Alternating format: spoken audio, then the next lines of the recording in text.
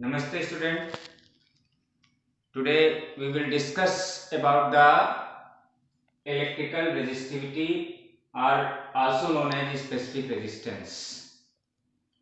विशिष्ट प्रतिरोध जिसे कहते हैं, इसके बारे में हम डिस्कस करेंगे। इलेक्ट्रिकल रेजिस्टिविटी और specific resistance. What is electric resistivity और स्पेसिफिक रेजिस्टेंस? विशिष्ट प्रतिरोध क्या होता है?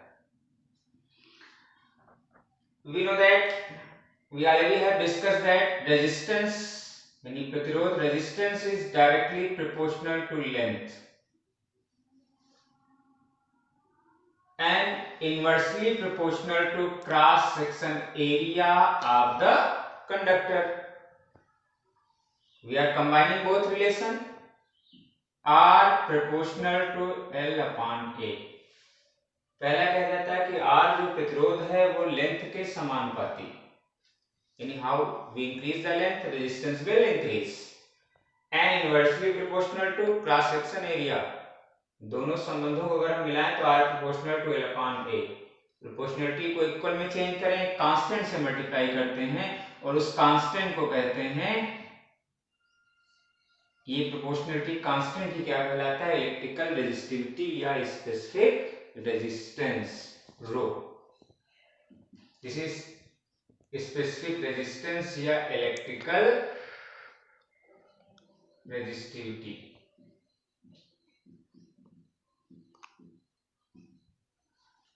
इलेक्ट्रिकल रेजिस्टिविटी, अब यहां से अगर हम we are obtaining the formula for electrical resistivity, it is R into A upon L. From formula it is saying it will depend on L, but it will not depend on A and L. Is depend specific resistance या electrical resistivity only depend on temperature and nature of substance. How will it depend on temperature? It will discuss here. Firstly, we will define here rho.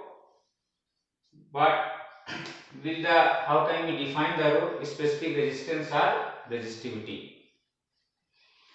A cross section area. If we take A is equal to, we take a conductor of cross section area 1 meter square, its length keeping 1 meter, then what will be the resistance? That is equal to electrical resistance. मतलब कहने का है कि अगर हम किसी substance के एक कंडक्टर लें जिसका cross section area uniform cross section का हो, उसकी क्रॉस सेक्शन एरिया कितना हो, यूनिट रखा जाए, और उसकी लेंथ भी कितनी लें, यूनिट लें, तो उसका जो रेजिस्टेंस होगा वो उस सब्सटेंस की, उस कंडक्टर की नहीं, वो जिस सब्सटेंस जिस मटेरियल का बना हुआ है उस सब्सटेंस की इलेक्ट्रिकल रेजिस्टिविटी होगी। यानी electrical resistivity of any material या फिर any substance you can say that is equal to the resistance of that conductor whose cross section area is unit and length is also unit.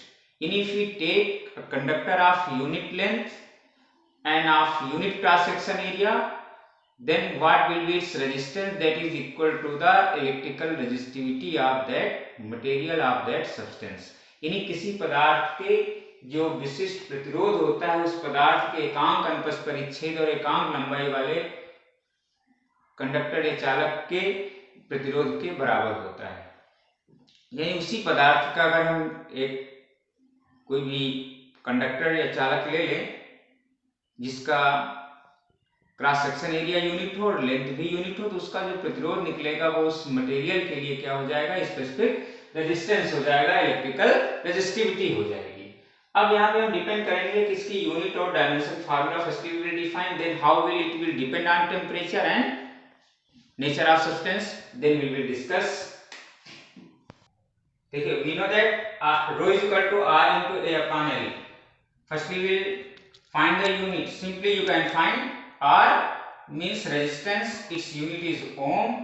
A cross section area, area unit is meter square, length metre cancel out यानी ohm metre. Ohm metre is the unit of specific resistance. Dimensional formula,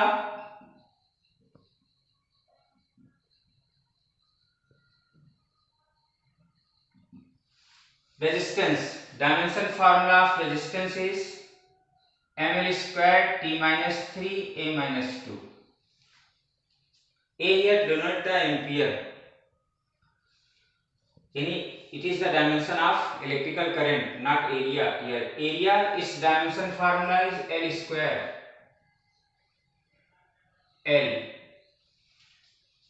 The dimension formula is become L cube t minus 3 a minus 2. This will be the dimensional formula of electrical resistivity or specific resistance.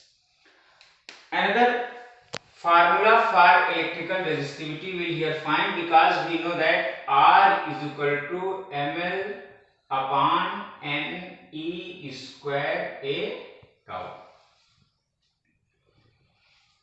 R is equal to m upon n square tau L upon a. But here we know that R is equal to rho into L upon a. Compare both two relation. You will find specific resistivity is equal to m upon ne square tau. This will in what terms here came, in that fact it will, but generally mass, this is the mass of electron, it will never change, and is the charge on electron, it will never change. Change what will be n and tau. n किस पे depend करता है? n is number of electron in per unit volume, और n किस पे depend करता है? Nature of substance पे. For different material in different element number of electron is in per unit volume is different. यानी हर अलग अलग मटेरियल के लिए n की वैल्यू अलग अलग होगी. तो नेचर ऑफ सब्सटेंस पे डिपेंड करेगा. और टाउ किस पे डिपेंड करता है? ये हमने डिस्कस किया था कि रिलैक्सेशन टाइम जो होता है, श्रांति काल जो होता है, वो टेम्परेचर ताप पे डिपेंड करता है. तो उसके अनुसार बदलेगा. यानी दो चीजों पे ही वो डिपेंड करेगा. एक n का मतलब नेचर ऑफ सब्सटेंस पे डिपेंड करेगा n की वैल्यू, और दूसरा है रिलैक्सेशन टाइम पे. तो पहले हम डिस्कस करेंगे कि इस रेजिस्टिविटी की वैल्यू है वो टेम्परेचर ताप के अनुसार किस प्रकार बदलेगी. Here we will discuss the variation of resistivity with relaxation time कह सकते हो, या विद द टेम्परेचर. क्योंकि रिलैक्सेशन की जो वैल्यू होती है, रिलैक्सेशन टाइम है, वो किसके पे डिपेंड करता है? टेम्परेचर पे डिपेंड करता है.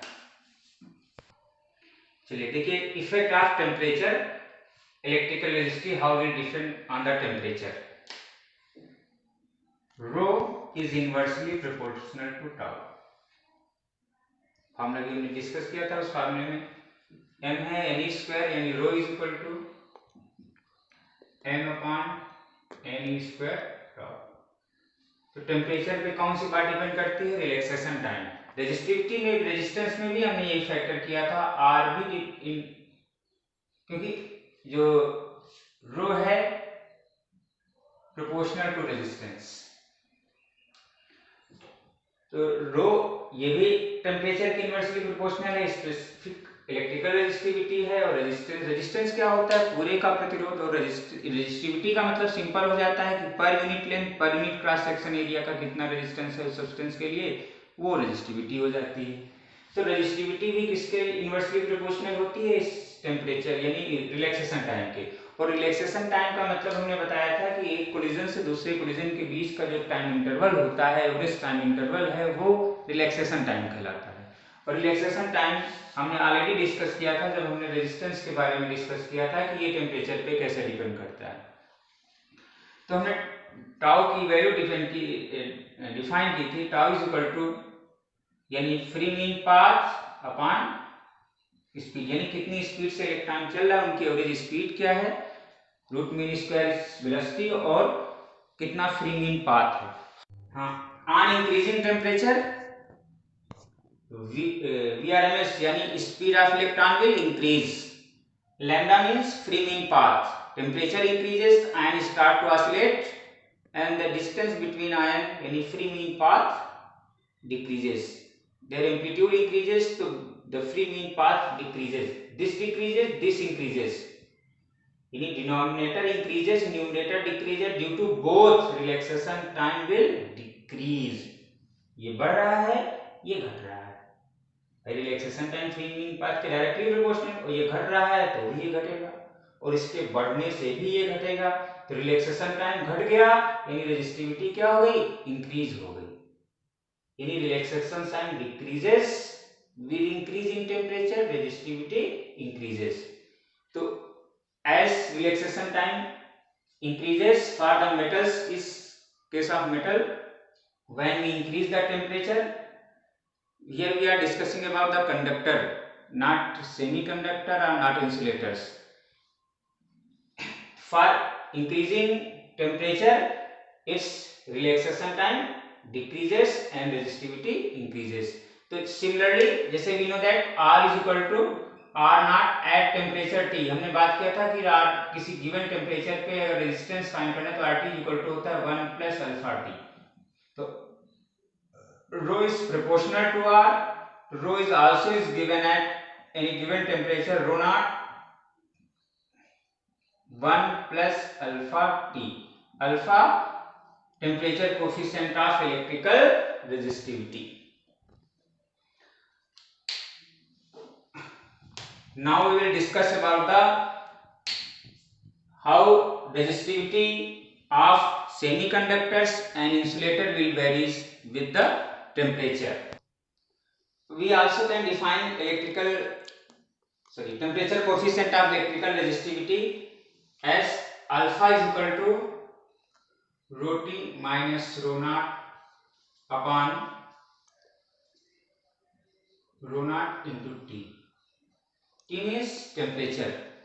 अगर there is infinitely small change,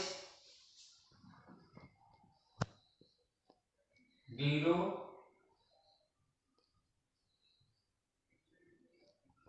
upon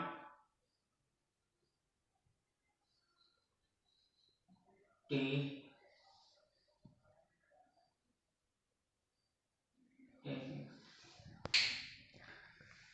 here, so alpha is also defined dT upon rho means fractional change in electrical resistivity upon initial resistivity.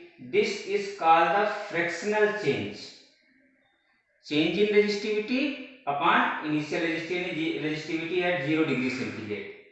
So this is also fractional change in resistivity with unit change in temperature.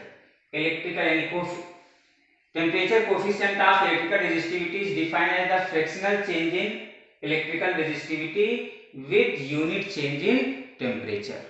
Its unit is also, because it is electrical resistivity, the unit of this and this will be same, and this is the temperature.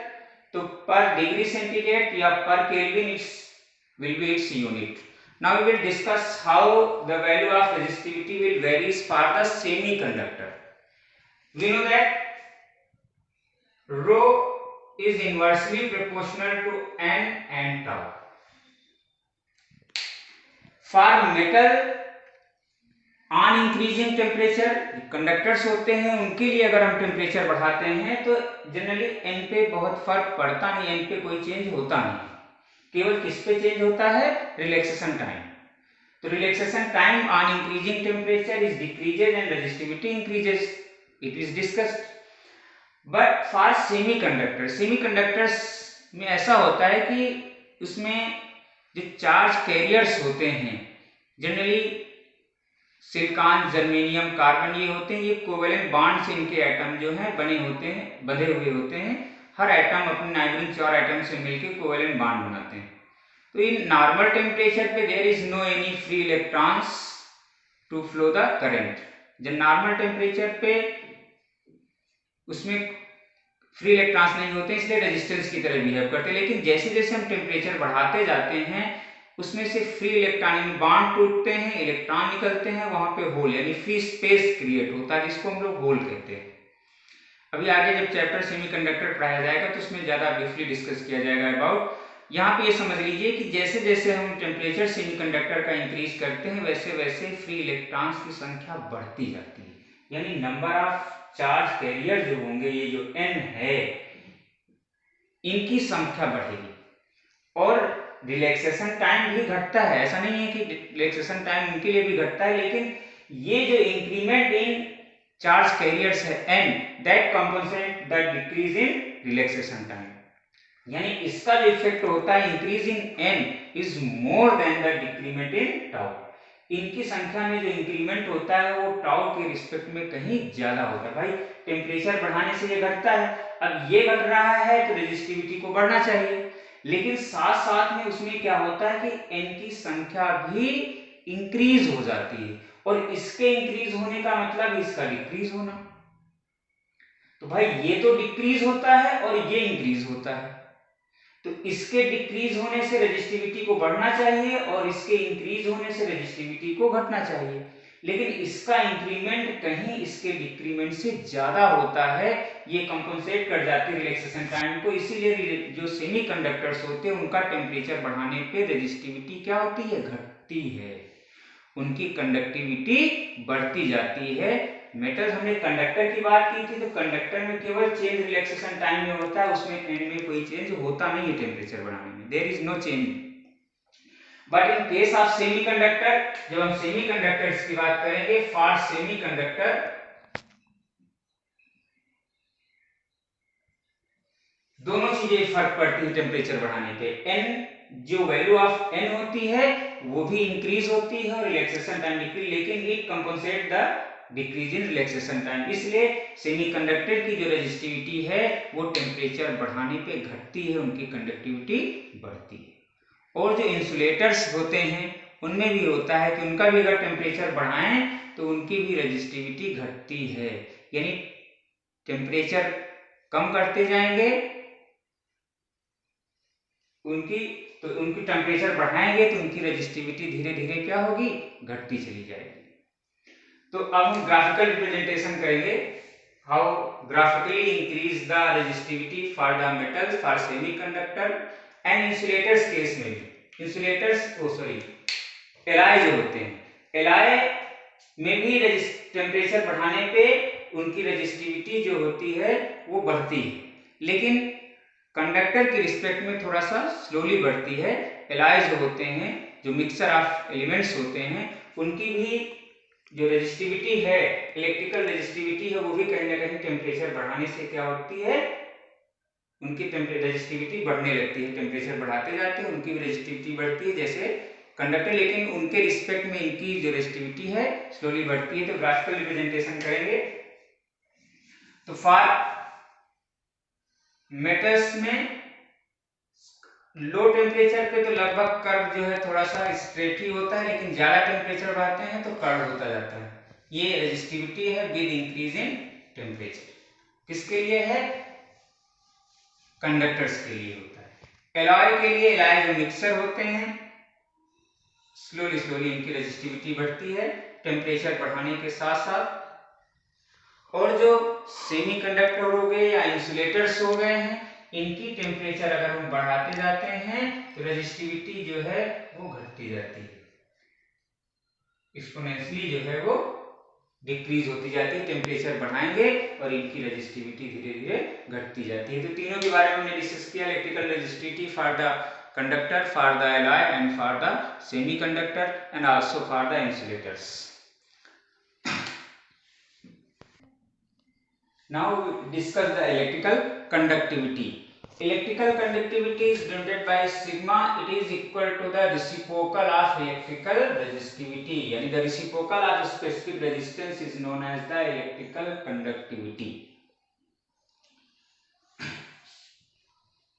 This is the. Now you can find the unit and dimension formula. Unit 1/ρ यानी ohm inverse and metre inverse. Ohm metre is the unit of specific resistance, so it will be ohm inverse and meters inverse. This is the unit of electrical conductivity. And dimension formula we can find.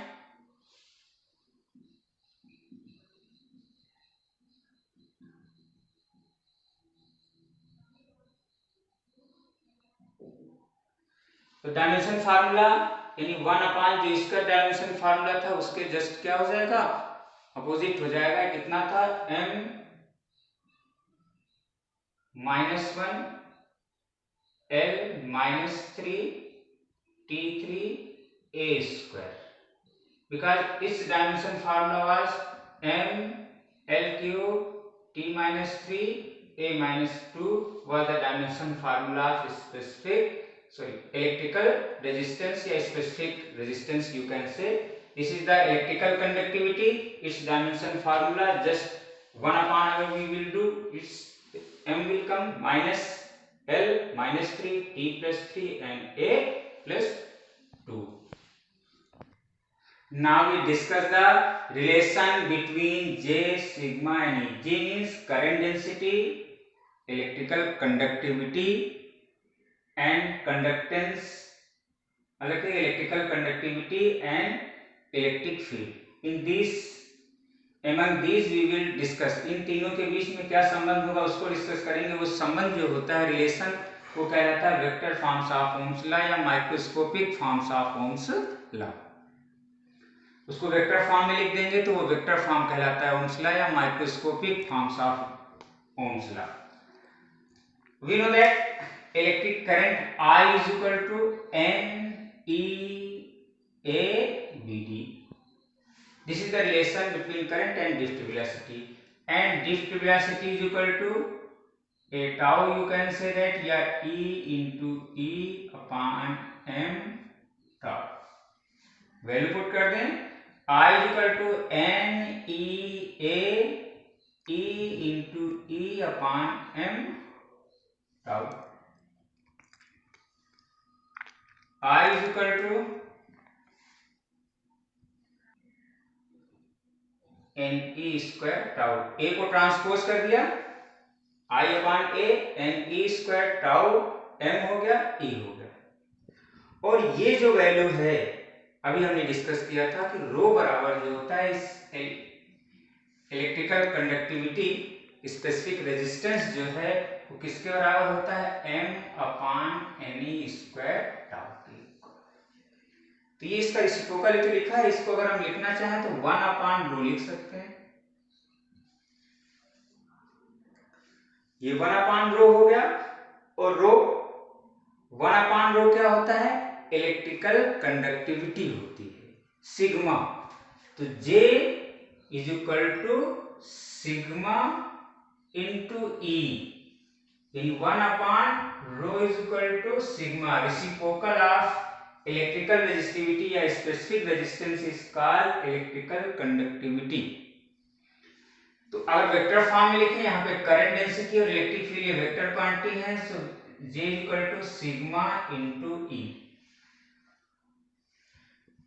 Electrical conductivity तो तभी change होता है जब resistivity या temperature change हो या physical property change हो. तो ये जो इलेक्ट्रिकल कंडक्टिविटी है यानी टेम्परेचर या नेचर ऑफ सब्सटेंस चेंज हो तभी रेजिस्टिविटी चेंज होगी, तभी कंडक्टिविटी चेंज हो सकती है.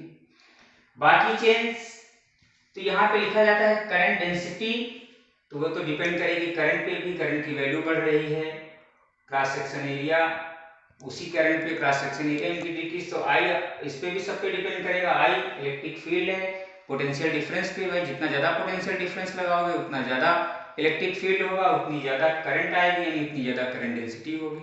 तो ओम्स लॉ तुम्हारा ये कह रहा था कि ओम्स लॉ स्टेट दैट कि physical property do not change, then current in the conductor is directly proportional to potential difference applied across its in.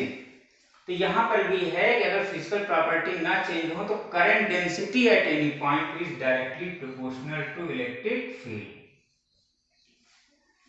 This is called microscopic forms of Ohm's law.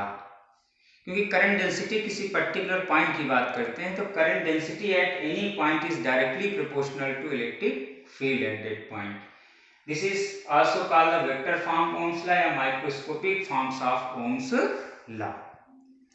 In next classes we will discuss about that combination of the resistance in series combination and parallel combination and carbon resistor.